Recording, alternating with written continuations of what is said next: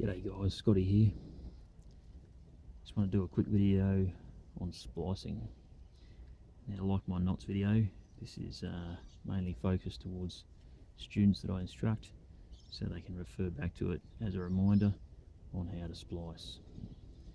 But this could be handy for anyone else out there that wants to learn how to splice or be reminded, because it's something that once you learn, if you don't use it for a while, you forget easy. A lot of people do. So first off, you start with a nice piece of rope. 3-strand rope is what we're splicing here. Just clip open the end, try to have your ends melted a little bit, or you can tape them up. It's just so they don't fray. You just want to open this up around about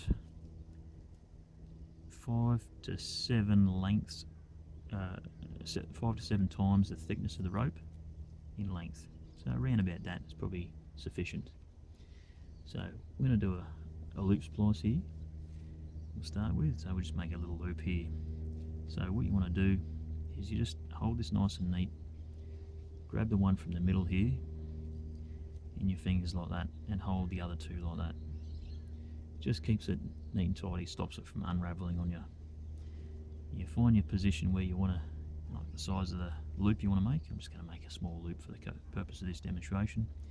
And you just pick one strand where that rope folds across to. You just pick one strand there and you pull it up. And you see, I'll do that again for you. Just untwist it a little bit, pull it up nice and high. Now this strand here you've got in your fingers, it needs to go through this direction. Right? You've always got to go against the lay of the rope.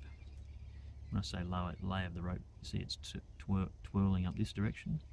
So when you go against it, you want to go twirling this way around it. I'll show you that as I go. So in that one goes. You just pull that through, but not too tight. If you pull it tight, you start unraveling your rope, and then you'll end up with a loop that's all twisted, and it holds itself twisted.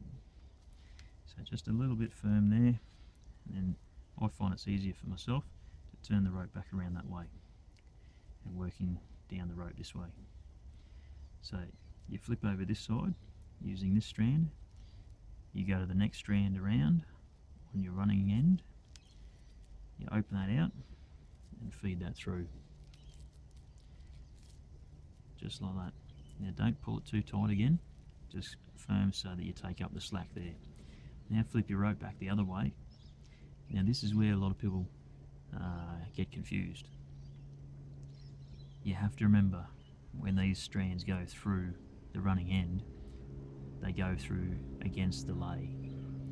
A lot of people will come around here and they'll open up this strand here, which is the last strand around that part of the rope, and they'll feed it back through this direction. That's where most people make a mistake. So you feed it up through this direction.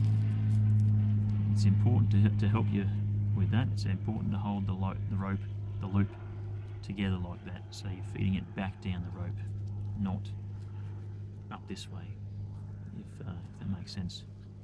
So now you've got it there. Don't pull it too tight, but just get the slack out of it and make it a little bit firm. Now it helps if you hold the rope firmly in your left hand. It just stops it from unraveling and moving around. And from there, that's one row of the rope that we've spliced.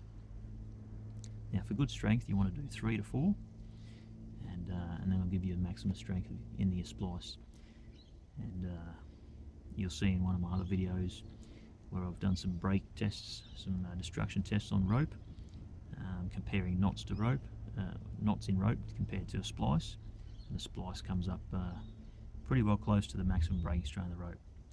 Moving on, now we've got this far, all we've got to do with each strand is go over one and under one, working against the lay of the rope.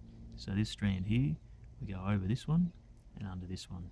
So you just grab the rope like that and twist it, push that one out of the way, and you get that strand there, and you feed it through.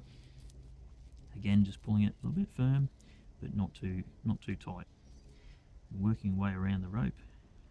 Again, you just twist it, push that one out of the way, You feed the next one through. Just pull it a little bit firm. Again, the last one, just twist the rope, stick your finger through there to open it up. You feed that through.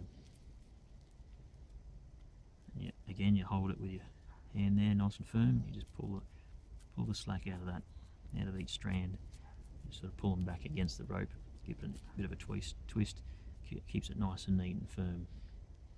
And we'll just go ahead with one more. Well, I'll do another couple of rows, but again, it's just over one and under one. See, I'm doing a row, do all 3 strands at once.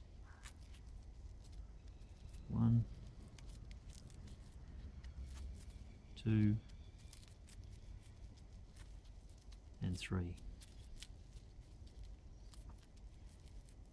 Again, just pulling it firm, give it a bit of a twist to make sure it's nice and tight. I'll just do one more. Poke that through there. Next one through there. And the last one through there.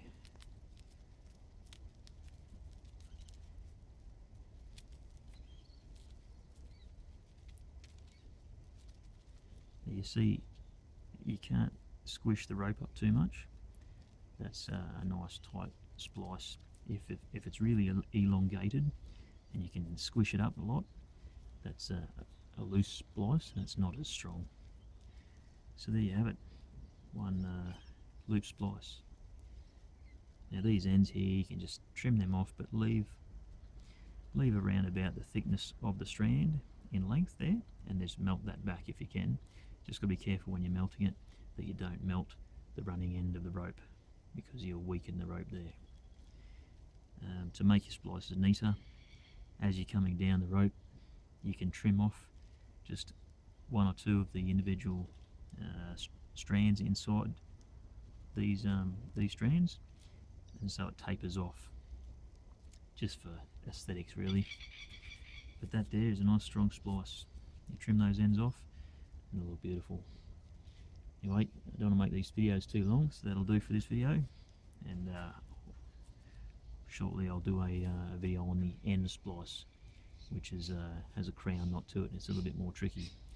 But there's your loop splice. I hope you guys got something out of it.